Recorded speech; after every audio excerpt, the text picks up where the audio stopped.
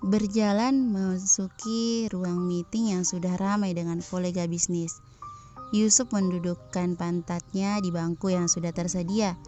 Selama meeting berlangsung yang dipimpin oleh Yusuf berjalan seperti biasanya, hingga seorang dengan rambut sebahu memasuki ruangan itu. Semua mata tertuju dengan wanita dengan gaun selutut yang membalut tubuh cantiknya. Yusuf masih belum menyadari beberapa saat. Sedetik kemudian, tubuhnya menegang kaku. Rasanya pasokan udara terasa menipis. Yusuf tidak tahu harus bagaimana. "Maaf, saya datang terlambat. Jalannya menuju ke sini sangat macet," ucap wanita cantik berambut coklat itu. "Tidak apa Nona, kita maklumi. Silakan duduk," ujar kolega Yusuf lainnya. Wanita itu duduk tepat di depan Yusuf. Ya, memang hanya itu kursi yang tersedia. Mata wanita cantik itu melirik Yusuf intens. Tatapan kerinduan seolah mewakili rasa yang ingin disampaikan. "Jadi Nona Bianca, sesuai kesepakatan kita minggu lalu, apa Anda bersedia bekerja sama dengan perusahaan Al-Ghifari?" Nama yang disebut oleh sekretaris Yusuf itu Bianca, tepatnya Bianca Lisa Aunara. Kenapa Yusuf begitu bodoh? Bagaimana bisa ia tidak tahu yang ia ajak bekerja sama dalam bisnisnya adalah mantan kekasihnya? Yusuf benar-benar tidak sadar bahwa Nara Corporation adalah perusahaan orang yang sangat tidak diinginkan kehadirannya. Lalu Yusuf sekarang harus bagaimana? Tentu tidak mungkin ia membatalkan perjanjian yang akan merugikan perusahaannya. Yusuf harus profesional. "Tentu saya sangat bersedia menjalin hubungan kerja dengan perusahaan ini," ucap Bianca dengan menatap Yusuf. "Apalagi suatu kehormatan saya bisa langsung bertemu dengan sang CEO." Telinga Yusuf rasanya panas mendengar ucapan yang keluar dari mulut Bianca. Yusuf tidak membalas. Dengan raut wajah datarnya seakan menjelaskan bagaimana perasaannya sekarang. Setelah itu dilanjutkan dengan pembahasan selama meeting berlangsung. Hingga selesai Yusuf tidak banyak bicara. Ia masih tidak memahami situasi yang terjadi. Satu persatu kolega bisnis meninggalkan ruangan yang hanya tersisa Yusuf, Bianca, dan sekretaris mereka berdua. "Boleh saya berbicara dengan Pak Yusuf? Ada sesuatu yang penting yang harus saya sampaikan." Bianca menatap Nela, sekretaris Yusuf. Nela melirik Yusuf, meminta izin untuk keluar. Sepertinya pembicaraan akan privasi, dan Nela memahami itu.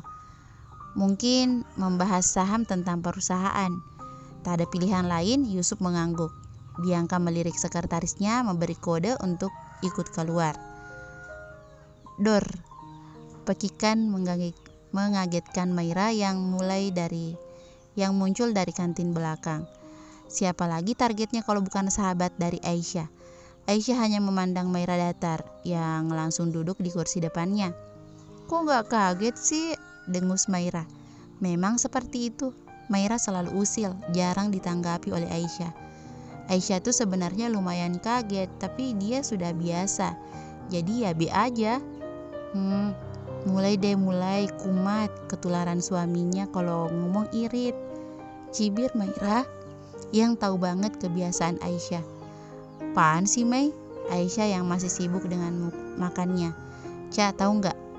"Enggak, kan aku belum cerita Ica," sebel Maira. Aisyah tak tahan untuk ketawa. Suka aja gitu bikin sahabatnya kesel. Iya kenapa Mairaku sayang?" "Lebay," dengus Maira ingin muntah. "Ca, tahu nggak? Kemarin aku nggak sengaja ketemu Doi. Ya ampun, setelah 3 tahun gak jumpa, terus kemarin gak sengaja ketemu pas balik dari masjid," cerita Maira antusias. "Terus?" ujar Aisyah. Bukan rahasia umum kalau Maira itu dulunya gamon. Maira juga seperti perempuan lainnya pernah jatuh cinta. Atau mungkin masih. Maira mungkin mencintai dalam doa. Ia masih berharap jodohnya kelak orang yang masih disukainya. Ya udah, nggak sengaja saling tatap, terus dia hilang deh dari pandanganku. Terus kamu jadi gamon lagi deh, canda Aisyah. Ica, help me, aku nggak tahu cara ngelupain dia. Maira menelungkupkan tangannya di meja kantin. Aisyah bingung. Kalau sudah sangkut perasaan, manusia fitrahnya mencintai, tergantung bagaimana cara kita menjadikan cinta itu benar atau salah. Jodoh gak kemana, Mai, tikun terus saja di sepertiga malam. Benar, cara paling apik mencintai adalah mendoakan. Maira diam, masih memikirkan kelanjutan hatinya. Drut, bunyi notif handphone Aisyah. Habibi, sayang maaf nanti pulang kampus gak bisa jemput. Pulang naik taksi kayak biasa, foto platnya kirim ke aku. Tumben batin Aisyah. Tidak biasanya Yusuf seperti ini. Biasanya sesibuk apapun Yusuf, Aisyah harus pulang dengannya. Apalagi kalau kayak tadi gak bisa berangkat bareng.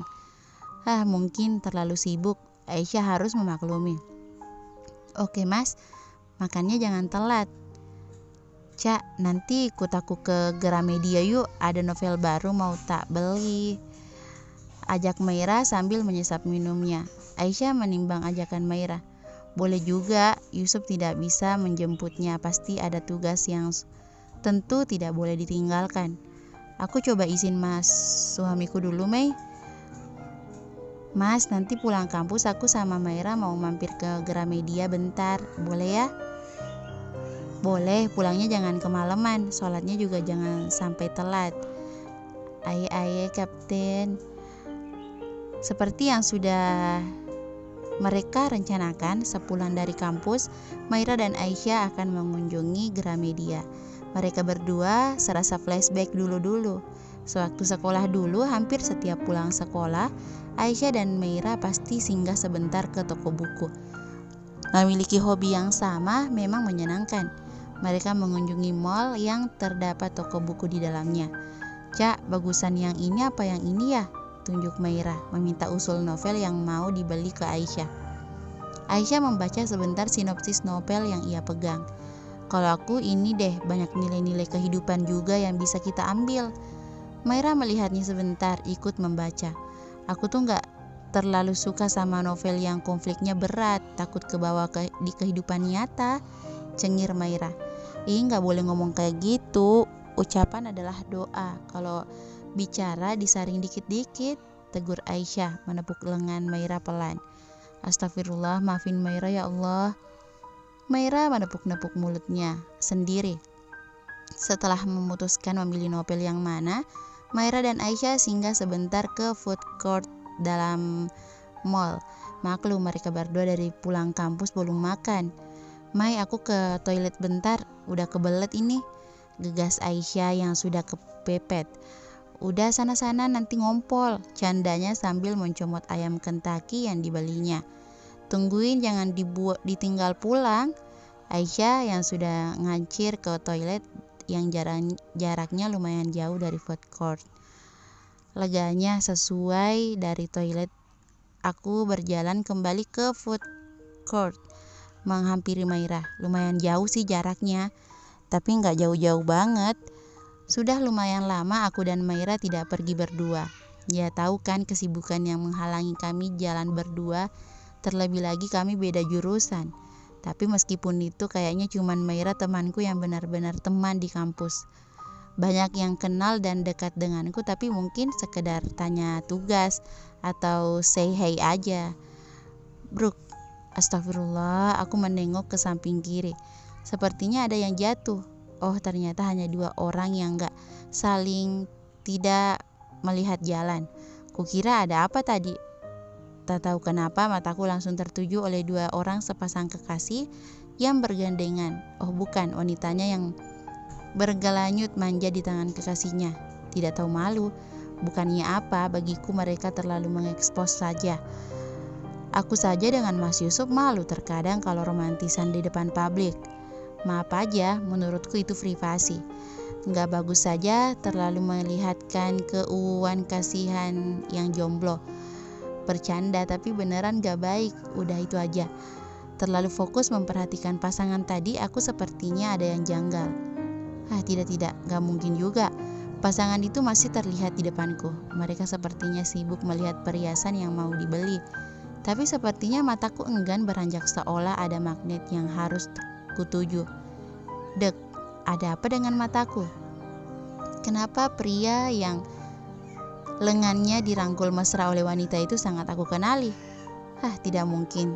Tidak akan mungkin kan? Tolong katakan padaku bahwa mataku salah lihat. Pria itu menengok ke samping.